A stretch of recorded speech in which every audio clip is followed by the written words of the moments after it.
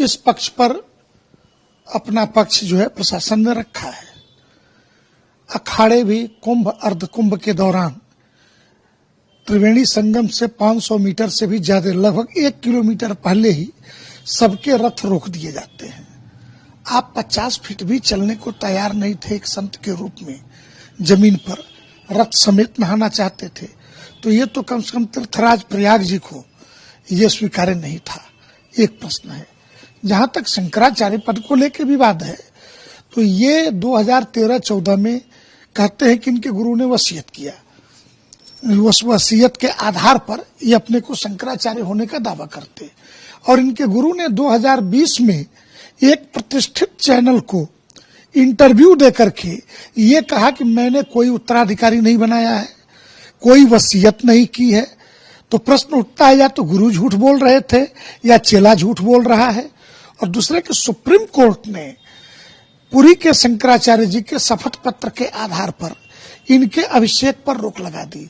अभी ये नया तर्क वकीलों के माध्यम से घटते हुए पाए जाते हैं कि 15 अक्टूबर को जो रोक लगी तो मेरा उसके पहले हो गया था। अरे, आपके मठ से आमंत्रण पत्र से लेकर के आपके मीडिया प्रभारियों के द्वारा सारी चीजें कि 17 अक्टूबर को होगा, इसी को आधार मान के 15 अक्टूबर को ये सारा प्रतिबंध सुप्रीम कोर्ट ने अस्थायी प्रतिबंध लगाया, जीवन में नहीं हो सकता। क्योंकि हाई कोर्ट का डिसीजन क्या है? स्वरूपानंद वर्सेस स्वामी वासुदेवानंद सरस्वती के केस में हाई कोर्ट का वर्जन है Swaroopanand is illegal but Swami Vasudevanand Saraswati ई कैंपिटेंट। ये एक जज कह रहा है, दूसरा जज कह रहा है कैंपिटेंट भी है और शंकराचार्य भी है।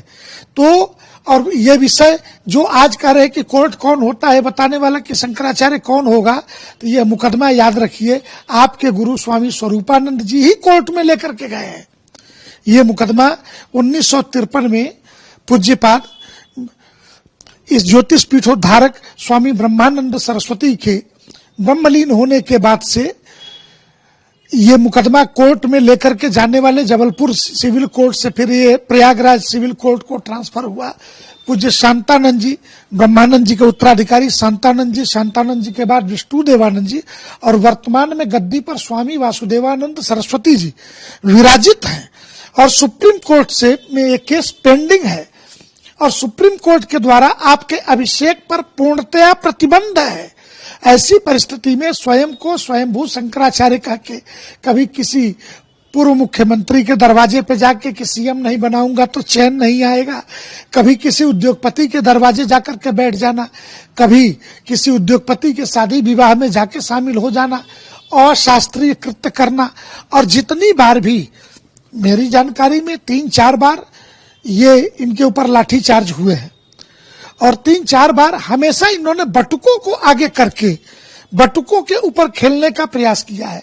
तो आप अपने यहाँ गुरुकुल चलाते हैं या अपने सुरक्षा कवच के लिए निरीह बटुकों का प्रयोग करते हैं, इस्तेमाल शब्द उर्दू का है वो करते हैं, ये तो आपको बताना पड़ेगा।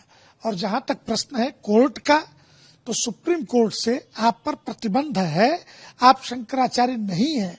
और दूसरे कि जिस शंकराचार्य के कि उन्होंने अभिषेक किया वो उपस्थित नहीं थे और शंकराचार्य ने अभिषेक नहीं किया तो कोई प्रतिनिधि कैसे कर सकता है? विधु शेखर भारती खुद शंकराचार्य नहीं है और वहां के शंकराचार्य को कहना पड़ा, श्रृंगेरी के शंकराचार्य को, कि मैं शंकराचार्य हूं, विधु शेखर भारती शंकराचार्य नहीं है। इसलिए ये तथ्यहीन फालतू की बातें, सरासर झूठ बोलना सनातन धर्म की मर्यादा को ये गिराता है। और नई पीढ़ी के पास गूगल से लेके तमाम संसाधन मौजूद है जिसमें वो ये देख सकती है, पढ़ सकती है, जानती है कि आपका जो वृक्षारोपण है गुरु परंपरा का, वो श्रद्धेय नरेंद्र मोदी के विरोध पर ही टिका हुआ है। हर चुनाव दर चुनाव की राजनीति, विरोध, गालियां। और मैं तो एक सवाल पूछता हूं, सपा और भाजपा दोनों दो विचारधारा हो सकती है, लेकिन दोनों की सरकारों में दोनों की पुलिस के द्वारा आप ही पीटे और बेइज्जत किए जाए, ये कैसे हो सकता है? या तो सरकार सही है, आप ही गड़बड़ करते रहते हो। या आप सही हो तो। और आज जो अखिलेश यादव ज्यादा खैर ख्वाह बने हुए हैं इनके, इसी अखिलेश फोन पर बात किया, इसी अखिलेश यादव ने इसी शहर में दौड़ा दौड़ा के पिटवाया, काशी के अंदर ही दौड़ा दौड़ा के पिटवाया। वीडियो मौजूद है, देख लीजिए कि क्या दुर्गति इनकी कराई है। कांग्रेस की सरकार थी और वहां पे जोशी मठ में पीटे गए और ला करके ऋषिकेश के हॉस्पिटल में भर्ती कर दिए गए। 3 महीने यहाँ के हॉस्पिटल में भर्ती रहे पिटाई के बाद। तो इस प्रकार का कृत्य किसी धर्माचार्य को शोभा नहीं देता। कम से कम धर्म का वेश धारण किया है तो उसकी मर्यादाओं का भी पालन कीजिए। 2013 में इनके गुरु ने यही नौटंकी की कि चतुष्पीठ चौराहा बनाया जाए और अखिलेश यादव की सरकार ने इस मांग को मानने से इनकार कर दिया। तो चतुष्पीठ शंकराचार्यों का चित्र सर पे रख के घूमते हुए ये और इनके गुरु ब्रह्मलीन स्वामी स्वरूपानंद जी मेला छोड़ के चले गए। इनकी मांग थी कि मुख्यमंत्री मनाने जाए। मुख्यमंत्री तो छोड़िए, सुरक्षित सीट के एक विधायक को भेजा मनाने के नाम पर। और उस विधायक की, क्योंकि बहाना तो चाहिए था ना अपनी नाक बचाने के लिए, और मेले में वापस लौट आए अपमानित होने के बाद। 2013 का कुंभ साक्षी है इस घटना का। इसलिए ये फालतू की बातें मत करें कि मुख्यमंत्री आएंगे मनाने। उत्तर प्रदेश के मुख्यमंत्री बड़ी चीज है। पट्टाभिषेक प्रतिबंधित है, नहीं हो सकता। इनके पट्टाभिषेक पे अस्थायी रूप से, अस्थायी नहीं, अंतरिम नहीं है, अस्थायी रूप से अर्थात कभी नहीं हो सकता इनका पट्टाभिषेक। ऐसी रोक सुप्रीम कोर्ट के आदेश से लगी हुई है और मुकदमा पेंडिंग है।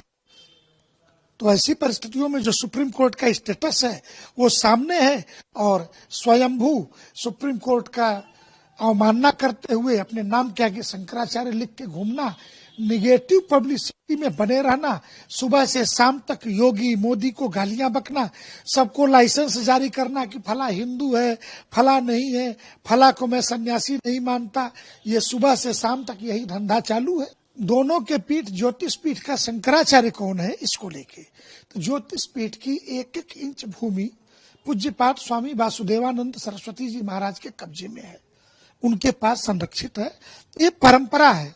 स्वामी ब्रह्मानंद सरस्वती, स्वामी शांतानंद सरस्वती, स्वामी विष्णुदेवानंद सरस्वती, ये तीनों ब्रह्मलीन हो गए। देवानंद सरस्वती जी पीठ पर हैं, संपत्तियां सुरक्षित हैं, पीठ सुरक्षित है।